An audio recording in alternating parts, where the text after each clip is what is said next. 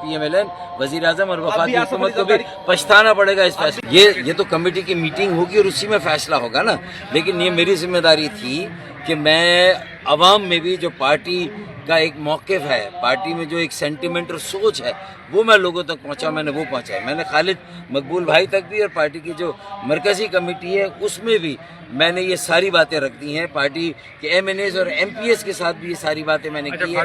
Party की जो मुख्तलिफ तंजीमी ढांचा उसमें भी ये सारी बात कर दी है कि देखें, अगर इस फैसले को हमने अपनी रेड लाइन ना बनाया तो MQM की सियासी साख को नाकाबिले जैसे कहते हैं तलाफी नुकसान पहुंचेगा MQM की साख को।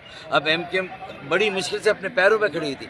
गवर्नर कामरान टिसूरी की जो तायीद और हिमायत थी और जो उनके काम थे, उसने MQM को एक जिला दी थी, MQM को एक नई ज़िंदगी दी थी। हम अपने पैरों पे खड़े हुए थे, नए ताजिर सनतकार आ रहे थे पार्टी में, नौजवानों की एक बड़ी खेप पार्टी में आ रही थी। और उसके बाद मतलब अगर ये फैसला हो, ये तो शहबाज शरीफ और वफाकी हुकूमत की गुडविल सिंध में अगर कोई थी तो वो गवर्नर सिंध थे, वो उनके नामजद करदा नुमाइंदा थे, उनकी तरफ से थे।